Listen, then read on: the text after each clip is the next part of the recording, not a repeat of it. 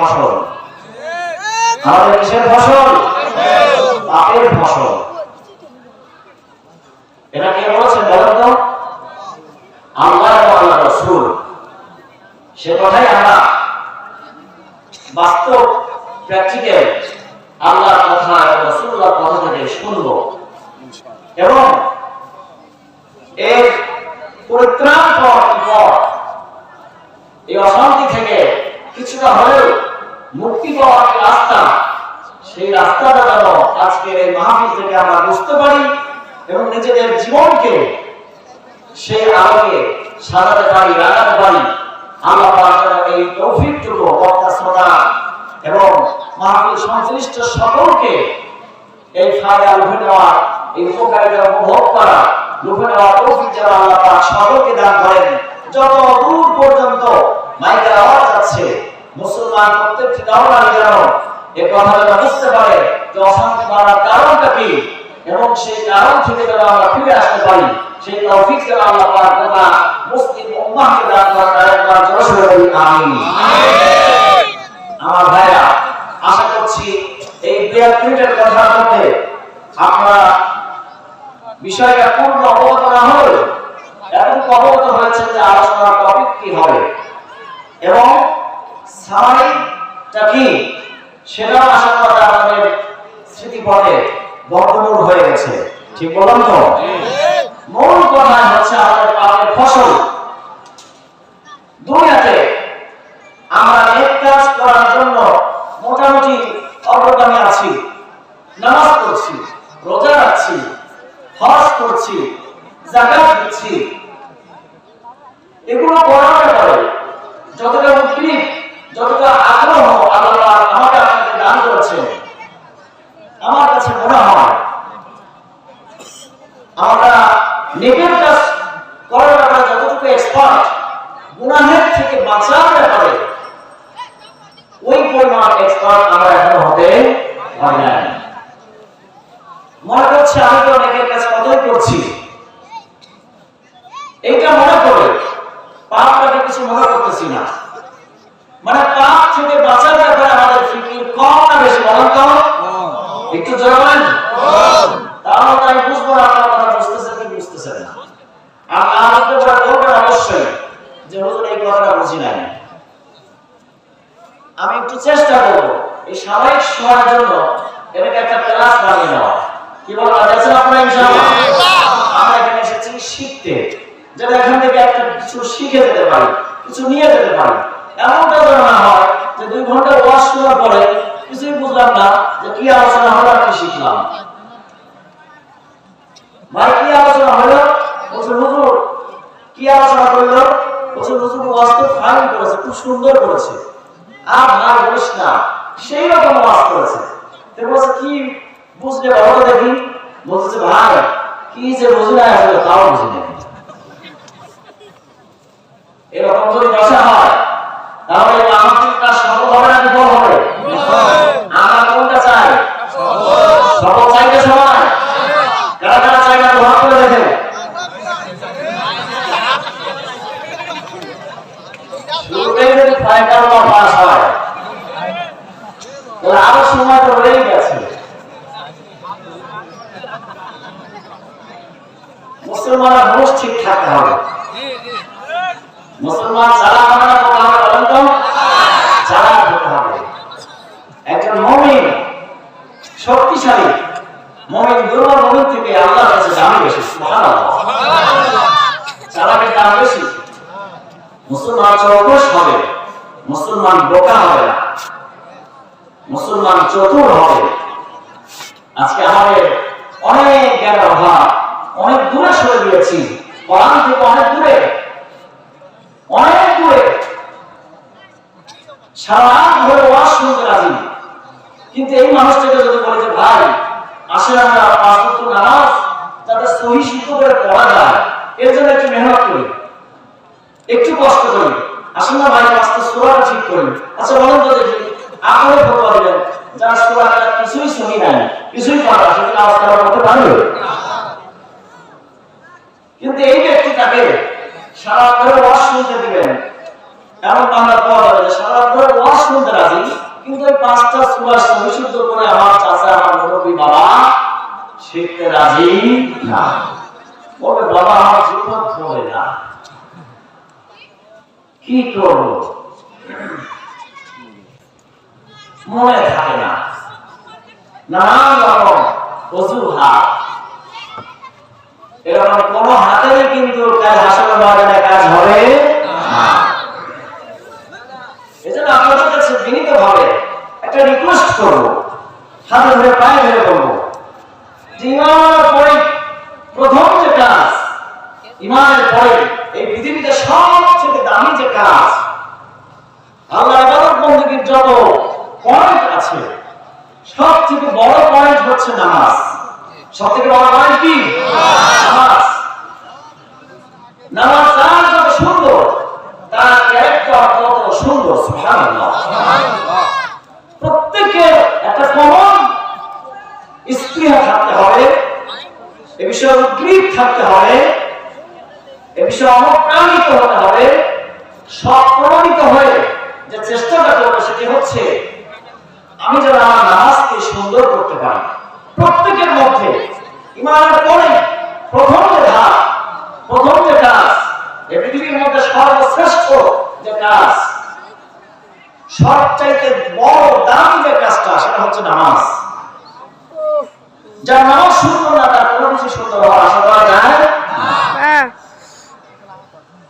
যার নামাজ যত সুন্দর তার লাইফ স্টাইল তত সুন্দর বানিয়ে দেবেন কে? ছেলে বলেন কে? এই জন্য নামাজ সুন্দর করতে রাজি আছি তো ইনশাআল্লাহ। আল্লাহ পাক সকল আয়োজনকে কবুল করুন, জয় আমিন। আমার ভাইরা, এবার আসুন আমরা মূল আলোচনায় ফিরে যাই। বড় বড় 5টি পাপের কারণে অশান্তি বৃদ্ধি পাচ্ছে। কয়টি পাপের কারণে? বড় বড় 5টি পাপের কারণে। প্রমাণ ইবনে মাজাহ শরীফের 4019 নম্বর হাদিস। আমি হাদিসের নম্বর আর ইন ফিউচার রিপিট করব না, আশা করা যায় আপনাদের দুইটা রেফারেন্স করেছে, এই দুইটা রেফারেন্সের আলোকেই মূল আলোচনা আমার যেখান থেকে নেওয়া হয়েছে সেটা হচ্ছে এই দুইটা। সূরা রুম আয়াত নম্বর 41, ইবনে মাজাহ শরীফ হাদিস নম্বর 4019। মুখস্থ থেকে যেতে হবে সবাই। সূরা রুমের আয়াত কত? 41। আর ইবনে মাজাহ শরীফের হাদিস নম্বর 4019। এই দুইটা বিষয় আপনারা দেখলে বলেন আজকের আলোচনার সার বিজাস পেয়ে যাবেন। ইবনে মাজাহ শরীফ 4019 নম্বর হাদিসের মধ্যে এসেছে, আন আব্দুল্লাহ ইবনে ওমর রাদিয়াল্লাহু তাআলা আনহু قال أقبل علينا رسول الله صلى الله عليه وسلم। হযরত আব্দুল্লাহ ইবনে ওমর রাদিয়াল্লাহু তাআলা আনহু থেকে বর্ণিত, তিনি বলেন রাসূল কারীম সাল্লাল্লাহু আলাইহি ওয়াসাল্লাম আমাদের কাছে আগে আসলেন, এসে বললেন ফাকাল ইয়া মা'শারাল মুহাজিরিন, হে আমার মুহাজির সাহাবা, হে আমার হিজরতকারী সাহাবায়ে কেরাম, ভালো করে শুনে রাখো গুরুত্বপূর্ণ নসিহত। কেমন নসিহত? অনেক গুরুত্বপূর্ণ কথা, ভালো করে শুনে রাখো। খামসুন ইদা তুমিতুম, 5টি বড় বড় পাপ এমন আছে, বড় বড় অপরাধ, বড় বড় গুনাহ এমন আছে, যে সমস্ত গুনাহের কারণে, যে 5টি বড় বড় পাপের কারণে তোমরা কিসের মধ্যে পড়বা? পরীক্ষায় পতিত হবে। আল্লাহ তাআলা তোমাদেরকে পরীক্ষা নেবেন যে সমস্ত পাপের কারণে, যার সংখ্যা হলো হাদিসের মধ্যে বলা হয়েছে 5টি বড় বড় পাপ। এই 5টি বড় বড় পাপের কারণে আল্লাহ রাব্বুল আলামিন তোমাদেরকে বড় বড় 5টা পরীক্ষায় ফেলবেন। যদি আমি চাহিদা ওয়া আউযু বিল্লাহি আন তুদরিকুহুন্না, আমার হৃদয়ের আকাঙ্ক্ষা তামান্না সেটি হচ্ছে আমি আল্লাহ রাব্বুল আলামিনের কাছে পানাহ চাই যেন আল্লাহ রাব্বুল আলামিন তোমাদেরকে এই পরীক্ষাগুলো থেকে বাঁচায় দেন। সুবহানাল্লাহ। দয়ার নবী কতটুকু বয়স থাকলে এই কথা বলতে পারেন? আল্লাহ রাব্বুল আলামিনের কথা তো মিথ্যা নয়, কল্পনাই করা সম্ভব নয়।